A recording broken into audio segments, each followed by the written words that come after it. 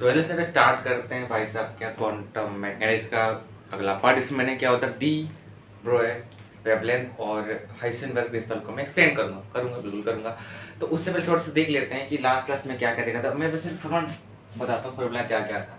तो लास्ट में ये देखा था कि भाई साहब अगर मेरा इलेक्ट्रॉन है वो रिवॉल्व कर रहा है इधर की ओर न्यूक्लियस की ओर, ठीक है, इधर की ओर न्यूक्लियस और क्या करेगा इधर की ओर एक फोर्स लगाएगा। उस फोर्स का नाम क्या है? सेंट्रीफ्यूगल फोर्स है, ठीक है भैया। तो मेरे को बोल दिया कि भाई साहब उसका फॉर्मूला क्या होता है। तो फॉर्मूला कैसे होता है कि M V square upon R equals to होता है K Z E square upon R square होता है, बिल्कुल होता है। एक और फॉर्मूला था कि कल को मुझको बोल दे कि भाई मेरे मुझको क्या बता दे, एंगुलर मोमेंटम बता दे। तो क्या मैं इसका एंगुलर मोमेंटम बता सकता हूँ? बोला हाँ, M V R equals to होता है एंड ऐसा पॉइंट क्या होता है, बिल्कुल होता है, ठीक है। और एक और देखा था रदरफोर्ड मॉडल में कि जो रेडियस मेरे को निकालना है कल का न्यूक्लियस का, तो बोल रहे कि भाई से पता मुझको कि जो न्यूक्लियस इसका उसका डायमीटर क्या होगा, उसका रेडियस क्या हो रहा होगा। तो ठीक है, फॉर्मूला क्या होता है आर नॉट इंटू ए के पावर 1/3 ये होता है। बोला हाँ ये होता है। और क्या था, और मेरे ख्याल से ये भी था कि जो डेल्टा ई होता है वो क्या होता है एच बी होता है। तो क्या इसको मैं एच सी बाई लैम्डा में लिख सकता हूँ, क्योंकि बी तो वही होता है ना, ये बस तो क्या सी बाई लैम्डा होता है। मैं बोला हाँ ये भी देखा था। और क्या देखा था, और साथ में ये भी देखा था ठीक है। और ये देखा था कि कल को मेरे को एनर्जी डिफरेंस बोल दे, मतलब ये अगर इसको मैं E1 बोल दूँ, इसको अगर मैं E2 बोल दूँ, इन दोनों की जो एनर्जी डिफरेंस है कितना हो रहा होगा, तो उसका जो एनर्जी डिफरेंस है डेल्टा ई वो रहा क्या -13.6 into Z square upon N square बराबर क्या है, बस वही हो रहा था। अच्छा और क्या था, और ये देखा था कि कल मेरे को बोल दे कि रेडियस होता क्या है किसका, मेरे को निकालना हो रेडियस। तो भाई साहब रेडियस का फॉर्मूला क्या होता है 0.529 इंटू एन बाय जेड होता है। बोला ठीक है भैया। अच्छा कल को मुझको बोल एन स्क्वायर होता है, एन स्क्वायर बाय जेड। अच्छा कल को मुझको बोल दे कि इसका वेलोसिटी क्या होगा, तो वेलोसिटी का 2.18 into N sorry Z by N. अच्छा 10 के पावर में 8 भी होता है, -10 के पावर में 6 होता है, क्या होता है जेड बाय एन हो रहा होता है कि मेरा फॉर्मूला होता है। बोला हाँ ये सारे फॉर्मूले थे। अब देखते हैं क्या डी ब्रोए वेवलेंथ बोला क्या था, ठीक है ना, देखते हैं। तो देखते हैं डी ब्रोए वेवलेंथ क्या था और क्या था हाइसेनबर्ग। तो भाई साहब ये दोनों ने ये बोला था बोर्ड्स मेरे को और एक्सप्लेन करते हुए, यार मतलब मुझे कुछ ठीक नहीं लग रहा है। किसने बोला? डी ब्रोए ने बोला। तो उसने ये बोला लाइट होता है वो दो फॉर्म में होता है, दो फॉर्म क्या है, एक वेव होता है, एक क्या होता है पार्टिकल हो रहा होता है, क्या होता है वेव, और एक क्या होता है पार्टिकल हो रहा होता है। बोला ठीक है। तो इसने ये बोला कि वेव और क्या साथ में होता है पार्टिकल के रूप में होता है। इसको एक काम करो मटेरियल पार्टिकल बोल दो, मटेरियल पार्टिकल, ठीक है। मतलब लाइट किस फॉर्म में होता है, वेव के फॉर्म में हो सकता है और पार्टिकल फॉर्म में हो सकता है। इसने ये बोला था सबसे आसान शब्द में। अच्छा और ये बोला था जो बोर्ड्समैन को थोड़ा सा और मॉडिफाई करते हुए बताया था कि जैसे मेरा अगर ये न्यूक्लियस है और ये मेरा अगर बोल दे कि भाई साहब ये मेरा क्या है ऑर्बिट है, ठीक है, ये मेरा ऑर्बिट है, इलेक्ट्रॉन क्या करे ऊपर बोलता हूँ अपने स्टेशनरी ऑर्बिट क्या करे रिवॉल्व कर रहा होता है, ठीक है। तो ये बोलते हैं कि जो इलेक्ट्रॉन है, ये समझाया था, इससे जो इलेक्ट्रॉन है ये कैसा बना रहा होगा, ये वेव की तरह फॉर्म कर रहा है। कैसा फॉर्म कर रहा होगा वेव की तरह, कैसा ऐसा ऐसा ऐसा ऐसा ऐसा इस तरह से चलते हैं। जैसा कि हाँ जैसे कि देखा होगा कि यार हमने तो ज्योग्राफी में ये पढ़ा था कि जो प्लैनेट्स होते हैं सन के रोशनी से रिवॉल्व करते हैं, लेकिन एक्चुअली में ना वो भी कैसे वेव की तरह मूव करते हैं, कैसे ऐसे ऐसे करके 3D में अगर देखो ना, हम तो ऊपर से दिखा देते हैं ना भाई साहब की। हमने जो छोटे लेवल में पढ़ा है पढ़ाई क्या पढ़ा है यार कि सन ऐसे है एक जगह स्थिर है ना, और इस पर क्या करने से रिवॉल्व कर रहा है कौन सारे प्लैनेट, लेकिन ऐसा नहीं होता है। वो क्या कर रहे होते हैं, वो भी सन भी रिवॉल्व कर रहे होते हैं अपने एक्सिस पे, और साथ में उसके अराउंड सारे प्लैनेट्स भी क्या कर रिवॉल्व कर रहे होते हैं इस प्रकार, ठीक है। तो ठीक है, तो इसने ये बोला कि भाई से इलेक्ट्रॉन्स हो रहा होगा वो कैसा वेव की तरह क्या करे फॉर्म कर रहा होगा, ठीक है। तो इस तरह हम लोग करो ये। तो क्या इसमें ये हाँ एक बात और, ये जो यहाँ जो मोशन क्रिएट कर रहे हैं ना, उस मोशन को मैं बोलता हूँ हार्मोनिक मोशन, ठीक है। कैसा मोशन? हार्मोनिक मोशन, बना रहा होगा। अच्छा, तो ये बोला था कि बोला ठीक है, एक बात और, मैं इससे ना एक फॉर्मूला निकाल सकता हूँ जिससे मैं दो चीज़ बता सकता हूँ। पहले कि नंबर्स ऑफ ऑर्बिट कितने हैं, सॉरी नंबर ऑफ सेल्स कितने हैं पहला, और दूसरा ये कि इसके वेव नंबर कितने, मतलब वो फॉर्मूला है क्या, फिर वो फॉर्मूला ये है, क्या होता है 2πr = n × लैम्डा। ये जो फॉर्मूला है ना, मैं इसके थ्रू क्या निकाल सकता हूँ, इसके थ्रू निकाल सकता हूँ नंबर ऑफ वेव कितने हैं, मतलब कितने नंबर्स ऑफ वेव बन रहे होंगे, ठीक है, और साथ में क्या नंबर्स ऑफ सेल्स, मतलब ये क्या है, क्या ये जो मेरा n है यही मेरा बता रहा है क्या नंबर ऑफ सेल्स और नंबर ऑफ वेव, ये दो चीज शो करे उसने। अब कल को मुझको बोल दे कि भाई मैं तो आराम से बता सकता है क्या, क्या बता सकता हूँ, ये बता सकता है कि जो इलेक्ट्रॉन है किसी एटम के न्यूक्लियस के रिवॉल्व कर रहा है, ठीक है, रिवॉल्व कर रहा है, तो मुझको बोल दे कि इसके नंबर ऑफ सेल्स कितने हो रहे हैं, बता सकते, बोला बता सकता हूँ। फॉर्मूला क्या होता है 2πr = n × लैम्डा हो रहा होता है ना, बिल्कुल हो रहा है। अच्छा, कल को बोल दे कि ये कितनी नंबर्स ऑफ वेव बना रहा होगा, तो अगर मुझको बोल दे कि नंबर्स ऑफ, मेरा बोल दे 3, तो मेरा जो न्यूक्लियस है ये रहा, ये तो यहाँ 3 नंबर ऑफ वेव है, यहाँ पे 1 2 और 3 ऐसा बना रहा हूँ, कितने हैं 3 है। अच्छा 4 बोल दी मुझको, 4 बोल दी, तो क्या उसको मैं कैसे बना सकता हूँ, यूं इधर की ओर इधर की ओर, मतलब ये देख पा रहा है कि भाई मेरे कि अगर जितने नंबर्स ऑफ वेव हो रहे हैं तो क्या उतने नंबर बना रहा होगा, मतलब जो इलेक्ट्रॉन है रिवॉल्व कैसा कर रहा होगा, कैसा कर रहा होगा, ऐसा ऐसा ऐसा इलेक्ट्रॉन इसमें कैसा कर रहा होगा, ऐसा ऐसा ऐसा ऐसा समझ आता है ना।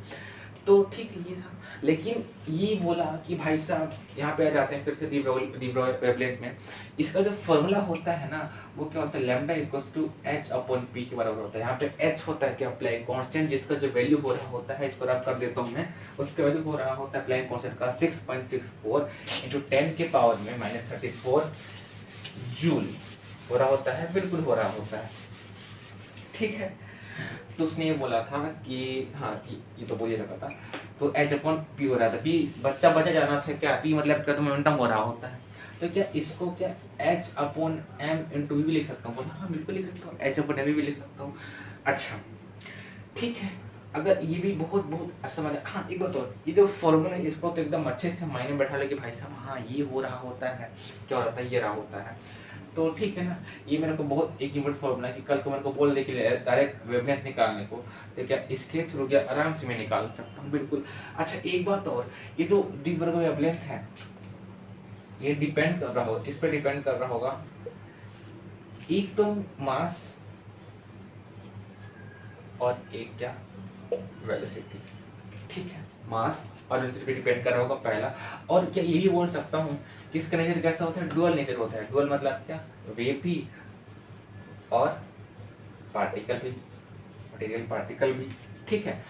तो कुछ इस प्रकार शो कर होता है। अब डेल्टा लैम्डा तो h/डेल्टा भी हो जाता है। अच्छा एक बात और कि बच्चा जानत है क्या कि जो आइंस्टाइन थे उन्होंने ये बताया था कि क्या होता है mc² होता है, ठीक है। और एक बात और क्या ये डेल्टा क्या होता है h/v होता है, बोला हाँ। तो क्या इस v को इसको हाँ डेल्टा से v होता है, उसकी ही मान लेता हूँ मैं। तो इसको क्या मैं यहाँ पुट कर दूँ, इसको मैं यहाँ पुट करूँ mc², इसको मैं अगर यहाँ पुट कर दूँ तो क्या mc² होता है hv। अच्छा hv होता है, तो क्या इसको क्या मैं hc/λ भी तो लिख सकता हूँ, बोला हाँ। तो एक सी से एक सी काट दो तो मुझको लैम्डा के एक और फॉर्मूला मिल जाएगा। फॉर्मूला क्या मिलेगा, लैम्डा मिलेगा h/ ये m नीचे रहेगा और एक से नीचे रहेगा, तो क्या मेरे को एक और फॉर्मूला मिल गया।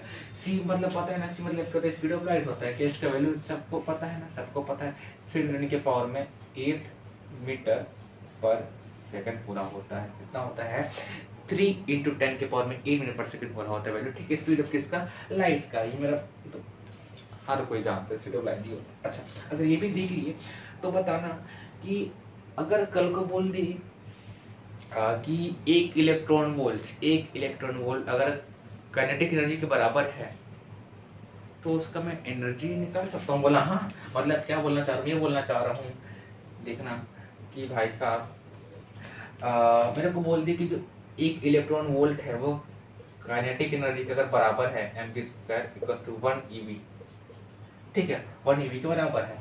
तो यहाँ पे यहाँ पे कितना आएगा, ये आ जाएगा mv² = 2 eV आएगा, ठीक है। अच्छा बताना, मैं अगर यहाँ में ऐसा कुछ कर दूँ, क्या ऐसा कुछ कर दूँ, m² = 2 meV। अच्छा मैं क्यों लिखा, अच्छा ये मैं लिख सकता हूँ हाँ, अगर थोड़ा ध्यान से देखो ना तो m और m कट ही जाएगा तो कुल मिला के मुझको ही मिलेगा। मतलब मैं ये किया बोथ सेट क्या कर दिया, मल्टीप्लाई कर दिया किसका, मास का। अगर ये कर दिया m² बच्चा जाना था, मतलब दोनों में है ना, तो b² आ जाएगा, तो क्या आएगा 2 meV आएगा। तो मोमेंटम का फॉर्मूला क्या मिल गया, तो मोमेंटम उसके फॉर्मूला मिल गया क्या, p = क्या आएगा √2 मिलेगा, बिल्कुल मिलेगा। तो क्या अगर इस जो मुझको फॉर्मूला, एक नया फॉर्मूला मोमेंटम का, अगर उसको मैं यहाँ पुट कर दूँ किसमें, λ/p में, तो क्या मुझको एक और फॉर्मूला मिल जाएगा उस केस में जब मुझको मास दिया होगा किसका, इलेक्ट्रॉन का, और प्लेन कोस्ट तो बच्चा जाना था, क्या होता है 6.64 × 10⁻34 हो रहा होता है। इसको पुट कर दो तो मुझे क्या मिल जाएगा, लैम्डा मिल जाएगा। तो इसको पुट कर दूँ कहाँ, यहाँ, अच्छा यहाँ लिखता हूँ ना मैं, ये लिखता हूँ मैं, तो क्या λ h अपॉन मोमेंटम हो रहा होता है, तो क्या रूट में 2 meV। अच्छा कभी को मुझको ऐसा कुछ क्वेश्चन पूछ दे, एक बात और 2021 में इससे एकदम same to same direct question आया था कि मुझको ऑप्शन दे रखा था कि ये बोल रखा था कि जो एक इलेक्ट्रॉन वोल्ट है अगर वो काइनेटिक एनर्जी के बराबर है फिर उसे मूव कर रहा है, ठीक है, तो इन गिवन 4 ऑप्शन में से कौन सा ऑप्शन सही है। तो एक तो पहला ऑप्शन ये था, मैं बता देता हूँ, पहला ऑप्शन तो ये था कि λ/h/p था, और दूसरा ऑप्शन ये था λ था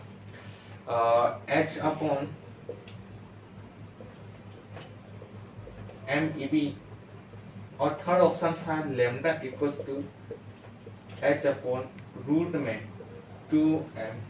अब जिसको पता था कि अगर काइनेटिक एनर्जी है वो बराबर, अगर एक इलेक्ट्रॉन को बराबर है,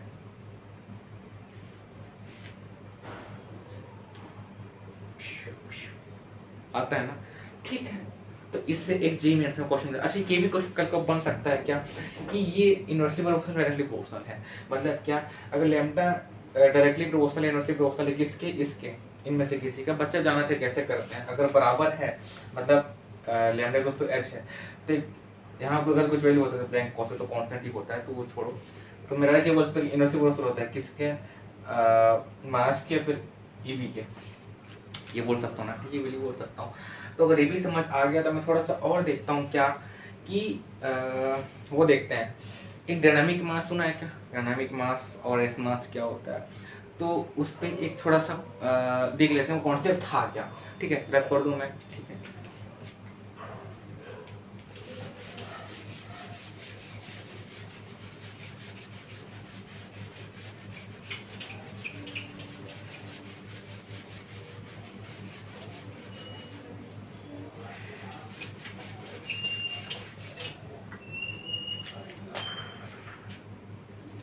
तो एक इम्पोर्टेंट, मतलब 2 इम्पोर्टेंट एक फॉर्मूला बच जाए, इसको बता दूँगा, इसके बाद फिर ये जो वेवलेंथ डी ब्रो वेवलेंथ है ना उसका ये ख़त्म हो जाएगा। बस बेसिकली इसमें बस फॉर्मूला थे और था कि जानने की ज़रूरत था बस ये, और इसके बाद देखते हैं कि इसमें प्रिंसिपल, इसके बाद मेरा ख़त्म हो जाएगा। एक काम करता हूँ मैं, इसके बाद जो नई वीडियो आएगा ना उसमें वो अपलोड कर दूंगा मैं, एक स्पेक्ट्रम कर दूंगा हेलोजन स्पेक्ट्रम का, और जो एनर्जी लेवल होता है ना -13.6 और हाँ 34.4 और 122.4, हाँ वो भी देख लेंगे साथ में, एनर्जी लेवल देख लेंगे। तो अगले पार्ट में मैं अपलोड कर दूंगा मैं, तो इसको देख लेना फटाक से कि भाई साहब क्या डी वेवलेंथ अगर मेरे को बोल दे कि डायनामिक मास निकालने को बोल दे, जहाँ पे मैं थोड़ा सा लिखता हूँ क्या फॉर्मूला लिख देता हूँ, तो एक्सप्लेन करता हूँ क्या है। तो m = M nought upon root में 1 माइनस वी अपॉन सी का स्क्वायर। ये मेरा क्या होता है, फॉर्मूला होता है। जहाँ पे एम क्या होता है, एम मेरा होता है क्या, डायनामिक मास। क्या होता है, डायनामिक मास। अब जिसको नहीं पता डायनामिक मास क्या होता है वो बता दूं मैं। अगर मेरा मान लो इलेक्ट्रॉन रिवॉल्व कर रहा है फिर घूम रहा होता है, तो कुछ वहाँ पे डायनामिक कर रहा होगा, मतलब कि अगर मूव कर रहा होगा, मूव कर रहा होगा, ठीक है, वही मेरा क्या डायनामिक मास कहलाता है, मतलब जो मूव कर रहा होता है। अगर आसान शब्द में बोलूँ मैं, किसी फोर्स का फिर फोर्स लगा रहा है तो मूव कर रहा है, मतलब क्या है, डायनामिक मास। अच्छा, अगर ये जो एम नॉट, इसको बोलते हैं रेस्ट मास। अब इसका मतलब क्या होता है, रेस्ट में होता है क्या, अरे नहीं यार, ये भी मूव भी कर रहा होता है, लेकिन मूव कर रहा होता है ना। जैसे देखना समझाता है, आसान एग्जाम्पल। अब यहाँ से मैं अगर बॉल थ्रो किया, ठीक है, बॉल थ्रो किया, ठीक है, तो उसको मैं मान लेता हूँ फोटोन या फिर इलेक्ट्रॉन मान लो, फेंका फेंका फेंका, यहाँ जाके से रुक गया।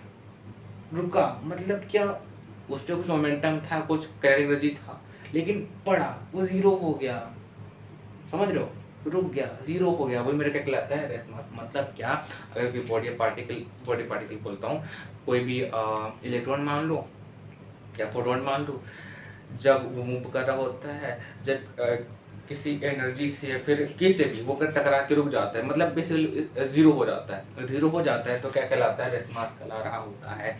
अच्छा, तो यहाँ पे फिर वी क्या है, अरे यार वी को क्या बताना, वी क्या होता है, वेलोसिटी होता है। तो सी क्या होगा, स्पीड ऑफ लाइट होगा।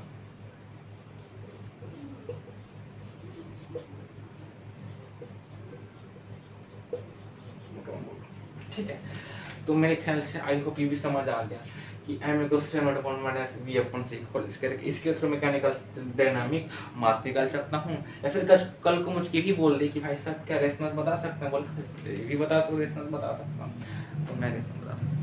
अच्छा ठीक है, एक बात और, अगर एक इलेक्ट्रॉन वोल्ट अगर एक्सलेट कर रहा है,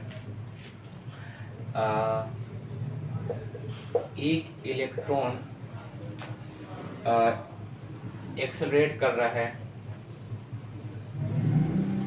if one electron is accelerated with potential difference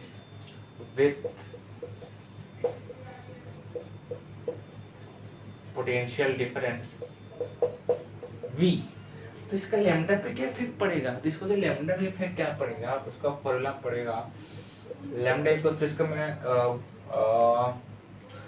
150 upon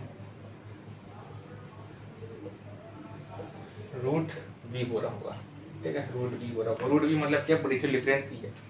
तो मैं इसको ये भी लिख सकता हूँ, बेसिकली तो 1/2 होता है यार, एक सेकेंड, ये पूरे में तो 1/2 होता है, 1/2 हो रहा होता है, ठीक, 1/2 हो रहा है। तो इसका 1/2 कितना होगा, ये 12 पॉइंट समथिंग कुछ हो रहा होगा, इसको 12.3 मान लेता हूँ मैं, क्योंकि 150 का रूट 12 शायद होता है, 144 मान लो, 144 अप्रोक्सीमेट वैसे ही मान लेते हैं, अपॉन इसको रूट में क्या कर दो, बी बोल दो। तो लैम्डा का मेरे को एक और वैल्यू मिल गया, क्या, तब जब वन इलेक्ट्रॉन अगर एक्सेलरेट कर रहा है विद पोटेंशियल डिफरेंस v, तो उस केस में जो वेवलेंथ होगा, वैल्यू कितना होगा, 12.3 अपॉन रूट में v हो रहा होगा, मतलब क्या, पोटेंशियल डिफरेंस हो रहा होगा। ठीक है, आता है ना, बहुत बहुत अच्छे समझ आ रहा होता है। अगर ये भी समझ आ गया यार, तो अब लास्ट बच जाता है क्या, हाइसेनबर्ग क्रिस्टल बच जाते हैं, उसको भी फटाक से खत्म कर लेते हैं, इसके बाद अपना खत्म।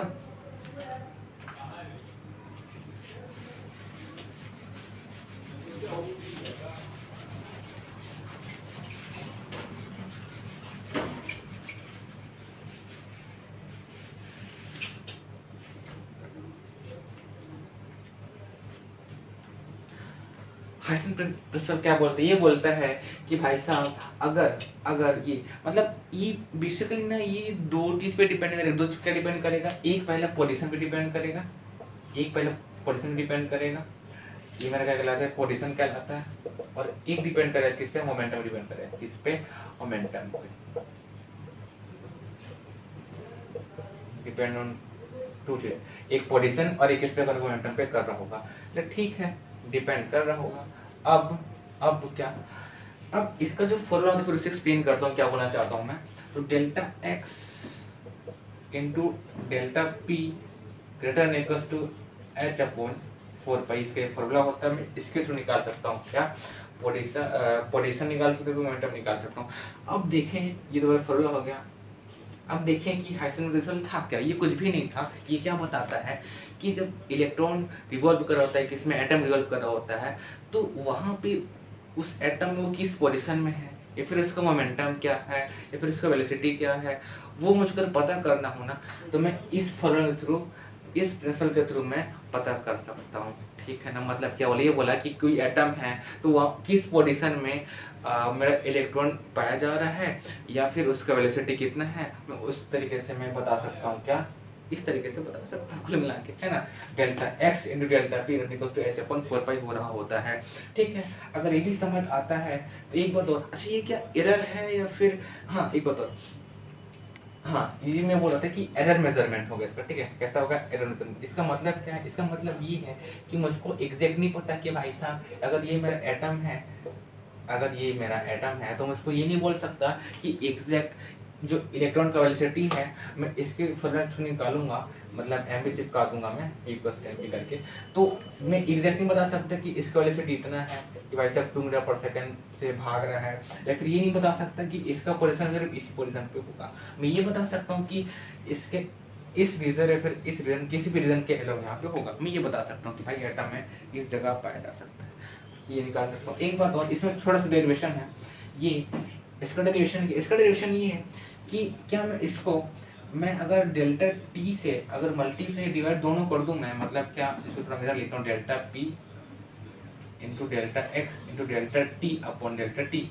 मतलब अगर मैं इसको मल्टीप्लाई कर दूं किससे, डेल्टा टी से और डेल्टा टी से ठीक है, तो मल्टीप्लाई एंड डिवाइड, तो मल्टीप्लाई एंड डिवाइड, अगर मैं डिवाइड कर दूं किससे, डेल्टा टी से, अगर मैं डिवाइड कर दूं किससे, डेल्टा टी से, दोनों में क्या कर दिया, डिवाइड कर दिया। फॉर्मूला ये था, इसमें अगर डेल्टा टी गुणा और भाग दोनों कर दूं, अगर दोनों को मैं कर दूं, अगर ध्यान से देखो तो क्या ये मुझको rate of change of momentum दिख रहा है, rate of change of momentum दिख रहा है। अगर ये rate of change of momentum, इसको मैं फोर्स मान सकता हूँ क्या, अगर ये rate of change momentum the respect to time, मतलब बात वही हो गया, तो क्या इसको मैं एफ लिख सकता हूँ क्या, मैं बोला बिल्कुल लिख सकता हूँ भाई साहब। तो ये मेरा क्या बनेगा, F into delta X into delta T H upon 4 pi. तो देखना, अगर ये मेरे को एफ इंटू एक्स की तरह दिख रहा है, तब तो कुछ एनर्जी रहा होगा, कौन सा, वर्क डन, तो मतलब वर्क डन ही हो रहा होगा। तो इसका मैं क्या, एनर्जी है ये, कि इसको मैं एनर्जी बोल सकता हूँ, मैं बोला एनर्जी बोल सकता हूँ, इसको मैं क्या बोल सकता हूँ, एनर्जी बोल सकता हूँ। ठीक है, तो ये क्या मिलेगा, E into delta T greater than equal to H upon 4 pi, एक मुझको फॉर्मूला मिल गया, ठीक है, एच अपॉन 4 मुझको पूरा मिल गया। तो कुल मिला के बस यार यही था, और इसमें यही समझना था कि मैं इसके थ्रू में एग्जैक्ट नहीं बता सकता कि किसी भी एटम में जो इलेक्ट्रॉन है इसी जगह पाया जा रहा होगा, इसका पोजीशन ये हो रहा होगा, या फिर इसका वेलोसिटी कितना हो रहा होगा, या फिर इसका मोमेंटम कितना हो रहा होगा, मैं एग्जैक्ट नहीं बता सकता। बस इसके थ्रू मैं बता सकता हूँ कि हाँ एटम में इस जगह से लोकेट किया जा सकता है, बाकी मुझे नहीं पता एग्जैक्ट ये है ये करके। ठीक है, तो इसका फॉर्मूला ये था, delta X delta P greater equal to H upon 4 pi. तो मैं, या फिर एक और निकल गया क्या, डेल्टा ई, मतलब डेल्टा बोल रहा हूँ, ई जो एनर्जी हो गया, delta T greater equal to H upon 4 pi. ठीक है, तो कुल मिला के मेरा खत्म हो गया। इसके बाद एक काम करता हूँ मैं, अगले पार्ट में ये हाइड्रोजन स्पेक्ट्रम, उसको मैं एक बार पढ़ा दूंगा मैं एक बार अगले पार्ट में। और हाँ, एनर्जी लेवल, जिसमें ये था ना, एनर्जी स्टेट क्या होता है, और एडिशनल एनर्जी क्या होता है, पोटेंशियल क्या होता है, बेंडिंग एनर्जी क्या होता है, ग्राउंड स्टेट क्या होता है, और अलग अलग वैल्यू थे ना, 3.6 -3.2 0.85 एनर्जी लेवल के, जैसे जैसे बढ़ते जा रहा होता है एनर्जी लेवल, उनके बीच जो गैप होते हैं उसका वैल्यू चेंज होते जाता है, मतलब एनर्जी डिफरेंस बढ़ते जाता है वो। और ये भी सीरीज थे 4-5 थे, बाल्मर सीरीज क्या थे, बाल्मर, पास्टन, ब्रैकेट, ये सारे सीरीज थे, उसको हम अगले पार्ट में कवर कर देंगे, फिर अपना खत्म हो जाएगा। तो तब देख लेते, मिले लाइक करना, सब्सक्राइब करो, अच्छा लगा तो कमेंट करो यार कि हाँ भाई अच्छा लगा। और यार तुम लोग पूरा देखते नहीं यार वीडियो, थोड़ा पूरा देख लिया करो भाई, हैं ठीक है।